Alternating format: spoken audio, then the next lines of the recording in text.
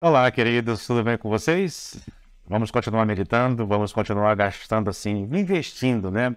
Eu tenho que parar de falar gastar, vamos falar investir, vamos investir um pouco do nosso tempo meditando na palavra de Deus. Veja, eu quero que vocês entendam que eu tenho trazido alguns vídeos e aqui eu faço aqui um convite a você. Se você está vendo esse vídeo agora, mas não viu os vídeos anteriores a respeito desse tema, eu tenho uma playlist chamada Desconstrução da Natureza Moral do Homem. Se você ainda não viu esses vídeos, eu convido você a ver esses vídeos, porque eu venho tratando ali de uma situação, de um tema, de um processo que eu venho chamando de processo de desconstrução da natureza moral do homem.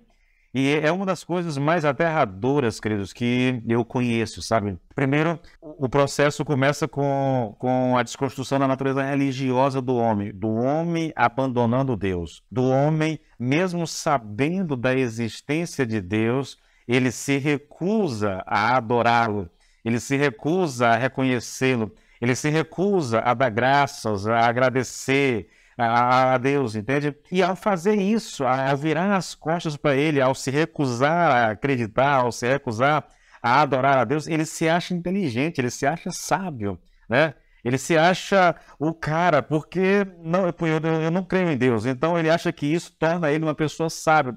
Só que essa atitude dele, queridos, de mesmo sabendo da existência, não dar graça, não reconhecer, não bendizer, e isso obscurece o coração do homem, isso torna o coração do homem uma escuridão, transforma o coração do homem em trevas, entendeu?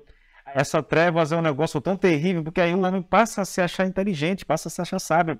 E a razão da qual ele se acha sábio, ou pela qual ele se acha sábio, é porque ele se recusou a acreditar em Deus. Só que esse processo vai levar ele para a adoração da criatura no lugar do Criador. Ele cai na idolatria.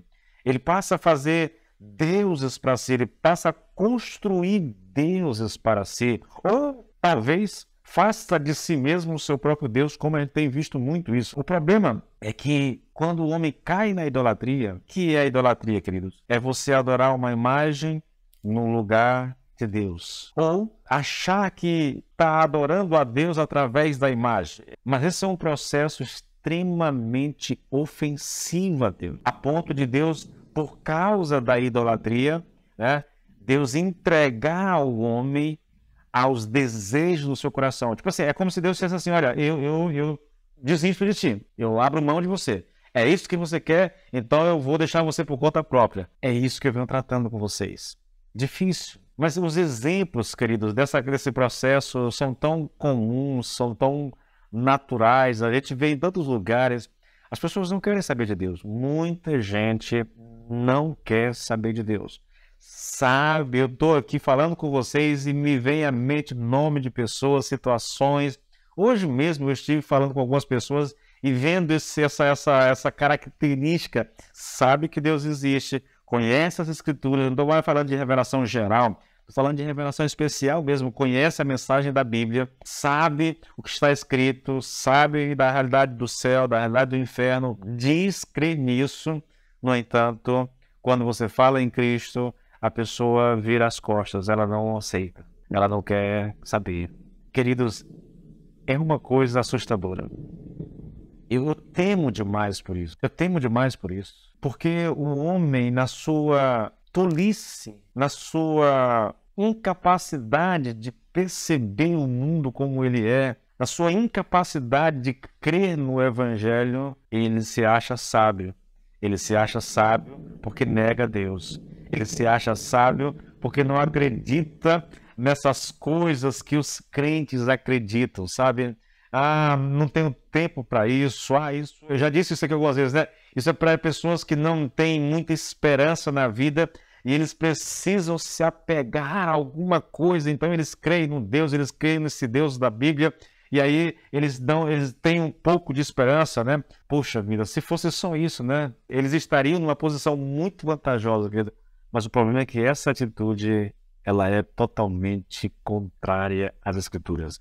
Olha o texto, querido, mais uma vez. Por isso, por causa da rejeição do conhecimento de Deus e da idolatria, que é a consequência natural da rejeição do conhecimento de Deus, Deus entregou tais homens à imundícia. Estou falando aqui de todo tipo de imoralidade sexual, tá? Como Deus fez isso? Pelas concupiscências do seu próprio coração. E com que propósito? Para que eles desonrassem o corpo entre si, para desonrarem o seu corpo entre si. Veja que é Deus quem faz isso com o homem. Porque o homem rejeitou Deus, Deus rejeita o homem. Porque o homem rejeitou Deus, Deus entrega o homem aos seus próprios desejos. Porque o homem acha que pode ser o seu próprio Deus. Deus diz, então, tudo bem, fique à vontade, cuide da sua vida. Eu estou exagerando, querido, mas eu quero que vocês entendam que o princípio é isso. Você rejeita Deus, você vira as costas para Deus, você faz um Deus para si mesmo, e aí Deus diz, bom, é isso que você quer, então é isso que você vai ter. Desonrar aqui significa tratar com desprezo. Fala de depreciação, né? De pouco caso. É essa a ideia de desonrar, tá? Tratar com desprezo, seja em palavra, ação ou pensamento. Vou ler mais uma vez esse texto agora na versão da King James. Olha, por esse motivo Deus entregou tais pessoas à impureza sexual, segundo as vontades pecaminosas do seu coração, para degradação de seus próprios corpos. A palavra degradação aqui, tanto a King James como a NVI, usam exatamente essa palavra, degradação, tá? Ela significa, querido, desgaste, significa estrago, significa deterioração. Olha só como é que fica o texto. Olha, Deus, repetindo, por isso Deus nos entregou a impureza sexual segundo os desejos pecaminosos dos seus corações para a deterioração dos seus próprios corpos. É como se a prática pecaminosa, a prática da imoralidade, ela desgastasse, ela estragasse o nosso corpo, entende? Eu quero te dizer uma coisa, e eu quero que você preste bastante atenção, querido. Olha só, o único lugar, eu estou falando de uma perspectiva bíblica, tá bom? Eu sei que se você não crê na Bíblia, eu sei que às vezes até mesmo dizendo crer na Bíblia você pensa diferente, mas escute bem o que eu vou dizer. O único lugar onde o sexo é uma bênção é no casamento. Fora do casamento, o sexo é uma maldição. Grave isso, queridos. Grave isso. O sexo fora do casamento, ele é maldição. Ele não tem a bênção de Deus.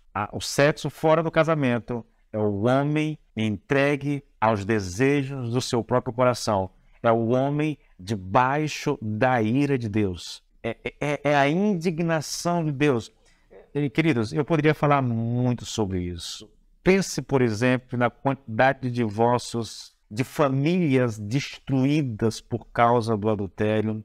Pense na quantidade de doenças sexualmente transmissíveis, pessoas que contraem AIDS, pessoas que o marido que pulou a cerca e contraiu a AIDS desse negócio, ele passa para a família, para a esposa.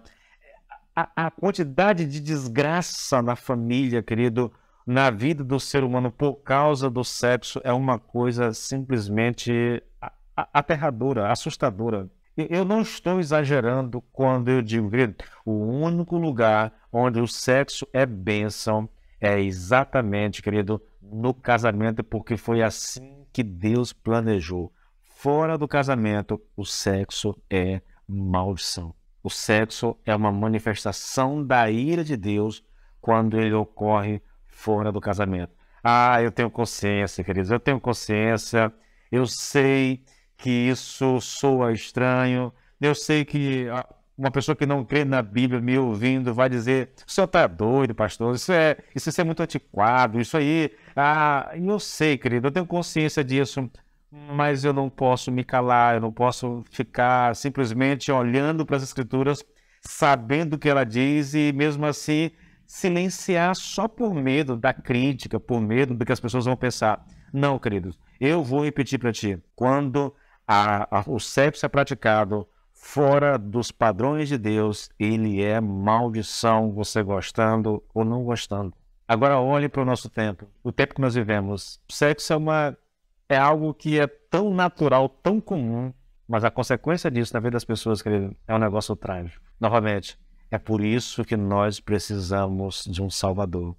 É por isso que nós precisamos da justificação pela fé. É por isso que nós precisamos aceitar Cristo como nosso Senhor e como nosso Salvador. Tá bom? Deus te abençoe.